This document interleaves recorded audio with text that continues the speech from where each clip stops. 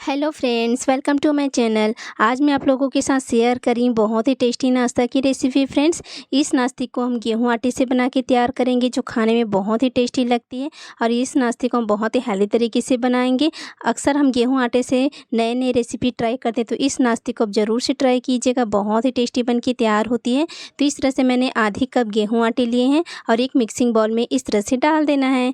आधी कप गेहूँ आटे लिए हैं और आधी कप इस तरह से मैंने बेसन लिए हैं। सेम क्वांटिटी में दोनों को लेना है। तो इस तरह से मैंने आधी आधी कप ना बेसन और गेहूं आटे को इस तरह से डाल दिए हैं। और आधी छोटी चम्मच नमक है। नमक अपने टेस्ट के अनुसार डालें। और एक कप इस तरह से मैंने पानी डाल दिए हैं। तो पानी डालने के बाद ना इन सबको अच्छे से मिक्स कर लीजिए। इसमें बिल्कुल भी लम्स या गुठली नहीं रहना चाहिए। फ्रेंड्स, इस तरह से अच्छे से मिलाते जाने से ना बहुत ही स्मूथ हमारा बैटर बन के तैयार हो जाता है और बहुत ही झटपट। तो इस तरह से अच्छे से मिलाते जाइए। 2 से 3 मिनट में बहुत ही स्मूथ हमारा बैटर बन के तैयार हो गया। आप देख भी सकते हैं फ्रेंड्स, इसी तरह का परफेक्ट बैटर चाहिए इस नाश्ते को बनाने के लिए। तो इधर आलू को भी मैंने इस तरह से अच्छे से कद्दूकश कर लिया है। 3 से 4 मीडियम साइज़ के आलू हैं। तो इस तरह से आलू ग्रेट करने के बाद ना एक पैन या कढ़ाई लीजिए। उसमें 1 चम्मच इस तरह से मैंने तेल डाल दिए हैं।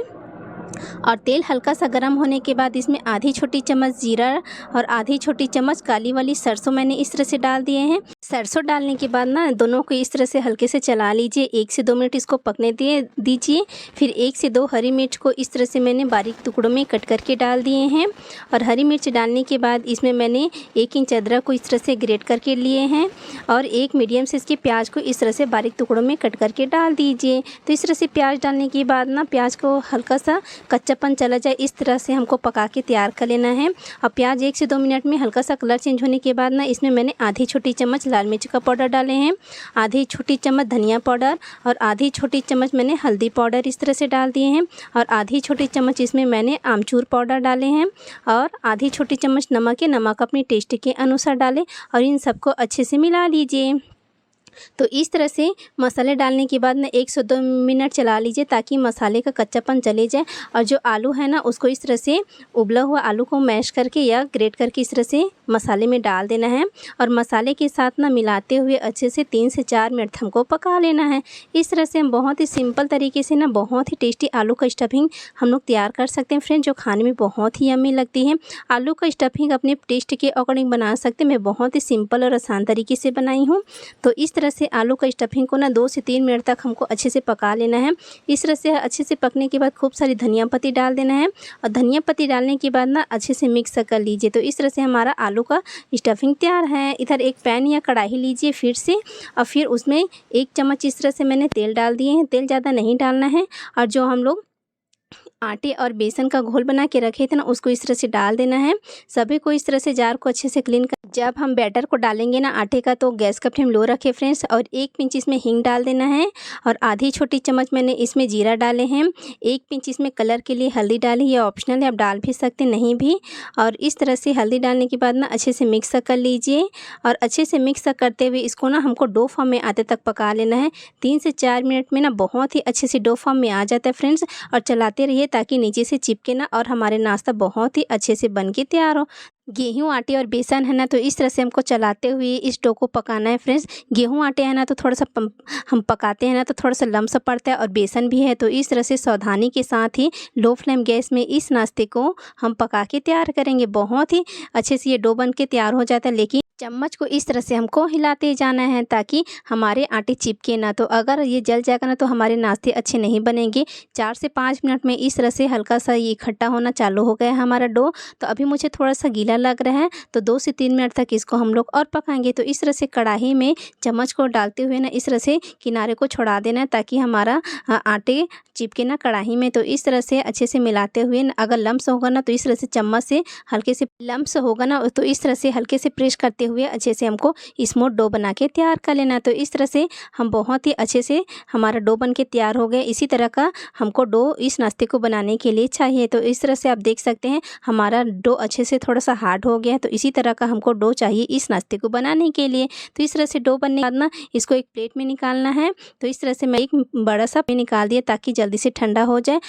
और हल्के से ठंडा करने के बाद ही इस नाश्ते को हम लोग बनाएंगे। तो चम्मच की सहायता से इस तरह से अच्छे से मिलाते जाइए ताकि जल्दी से ठंडा हो जाए और हम नाश्ते बहुत ही जल्दी से बना के तैयार कर लें। तो इस तरह से हल्का सा ठंडा होने के बाद ना देख सकते हैं आप कितने अच्छे से हमारा डो बन के तैयार हुआ है, हाथों में चिपक भी नहीं रहे। तो इसी तरह का आपको भी पका के इस तरह से तैयार कर लेना है। तो इस तरह से डो ठंडा होने के बाद ना एक गाजर को मैंने ग्रेट करके डाल दिए हैं, बारीक कटी हुई उसमें प्याज, बारीक कटी हुई इसमें शिमला मिर्च और 1 से 2 हरी मिर्च को इस तरह से बारीक टुकड़ों में कट करके डाल दिए हैं। आधी छोटी चम्मच से कम मैंने लाल मिर्च का पाउडर डाले हैं और खूब सारे धनिया पत्ती डालने के बाद ना हल्के हाथों से इसको मिक्स कर लेना। इस तरह से हम बहुत ही हेल्दी तरीके से ना इस नाश्ते को बना के तैयार कर सकते हैं फ्रेंड, जो खाने में बहुत ही टेस्टी लगती है। अच्छे से मिक्स करने के बाद ना छोटा सा लोई लीजिए इस तरह से और हाथों में रोल बनाते हुए ना इस तरह से हमको जैसे टिक्की रहता है ना उसी तरह से पूड़ी की तरह हमको बना लेना है।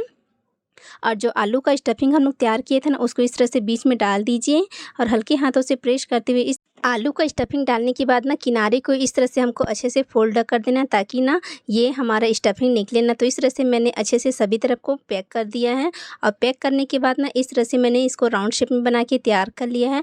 आप अपनी पसंद से ना इसको शेप दे सकते हैं फ्रेंड्स। तो इस तरह से मैंने इसको बना के तैयार कर लिया है और बहुत ही झटपटी नाश्ता बन के तैयार हो जाती है। एक और मैं करके दिखाती हूँ। तो हमको डो लेना है इस तरह से और पूड़ी की तरह इसको हथेली में ही इस तरह से हाथों में पहले तेल लगा लेना फ्रेंड्स ताकि चिपके ना। तो इस तरह से पतली सी रोटी की तरह बनाने के बाद ना आलू का स्टफिंग को 1 से 1.5 चम्मच ही डालना है, ज़्यादा हमको नहीं डालना है। तो इस तरह से हम आलू का स्टफिंग डालने के बाद ना पहले इस तरह से किनारे को अच्छे से हमको पैक कर लेना है ताकि स्टफिंग निकले ना। और इसको मैंने इस तरह से शेप दे दिया है। बहुत ही सिंपल और आसान तरीके से हम बहुत ही टेस्टी नाश्ता बना के तैयार कर सकते हैं, जो खाने में बहुत ही टेस्टी है। तो इस तरह से मैंने सभी नाश्ते को बना के तैयार कर लिया है। तो इस तरह से बनने के बाद ना मैंने तेल पहले से गर्म करने के लिए रख दिया था 2 बड़े चम्मच और तेल हल्का सा गर्म होने के बाद लो टू मीडियम गैस में इस नाश्ते को हमको पकाना है। तो इस तरह से बारी बारी करके ना जो नाश्ते हम लोग तैयार किए थे ना उसको डाल देना है और 2 से 3 मिनट के बाद ना इस तरह से हमको अलटते पलटते सभी तरफ को क्रिस्प होने तक पका लेना है। तो इस तरह से हम गेहूं, आटे और आलू से बहुत ही टेस्टी नाश्ता बना के तैयार कर सकते हैं, जो छोटों से लेकर बड़ों को खूब पसंद आएगी। और इस नाश्ते को फ्राई करने में ज़्यादा समय भी नहीं लगता फ्रेंड्स। बहुत ही कम तेल में बहुत ही क्रिस्पी टेस्टी नाश्ता हम बहुत ईजिली बना के तैयार कर सकते हैं। तो इस तरह से हल्के हाथों से इसको इस तरह से अलटते पलटते जाना है ताकि बहुत ही अच्छे से सुनहरा कलर हमारे नाश्ते में आ जाए और बहुत ही टेस्टी बन के तैयार हो। ऊपर से क्रिस्पी, अंदर से सॉफ्ट ये नाश्ता बन के तैयार हो जाती है फ्रेंड, जो बहुत ही यम्मी लगती है। तो इस नाश्ते को ज़रूर से बना के देखना। तो इस तरह से 4 से 5 मिनट के बाद ना हमारे नाश्ते इस तरह से कलर चेंज हो जाता है और इस तरह से कलर चेंज होने के बाद ना बारी बारी करके ना इस नाश्ते को हमको निकाल लेना है इस तरह से। और बचे हुए नाश्ते को भी ना इसी तरह से फ्राई करके निकाल लेना। तो इस तरह से पहले पेज को निकालने के बाद इतना सारा हमारा तेल बचा है और बहुत ही कम तेल में इस नाश्ते को हम फ्राई करके तैयार करेंगे। तो सेकेंड वाले बैच को भी ना इस तरह से मैंने डाल दिए थे और अलटते पलटते इसको भी बहुत ही सुनहरा होते तक हमने फ्राई कर लिया। तो इस तरह से मैंने सभी नाश्ते को फ्राई करके निकाल लिया है, प्लेट में निकालिए और तैयार है हमारा गेहूँ, आटे और आलू से बहुत ही क्रिस्पी टेस्टी नाश्ता फ्रेंड, जो खाने में बहुत ही यम्मी लगती है। तो इस नाश्ते को आप ज़रूर से बना के देखना। इसी तरह नए नए रेसिपी मैं रोज़ अपलोड करती हूँ, तो मेरे चैनल को सब्सक्राइब करके डेली नई रेसिपी देख सकते हैं। एक मैं तोड़ के भी दिखाती हूँ कितना अंदर से हमारा नाश्ता पक के तैयार हुआ है। अगर एक बार इस नाश्ते को बना लिया तो बार बार बनाना पसंद करेंगे। इसके आगे आपको समोसा, कचौड़ी सभी फीके लगेंगे। तो इस तरह से आप ज़रूर से बना के देखना। तो मिलते हैं इसी तरह स्वादिष्ट रेसिपी के साथ नेक्स्ट वीडियो में। Thank you for watching.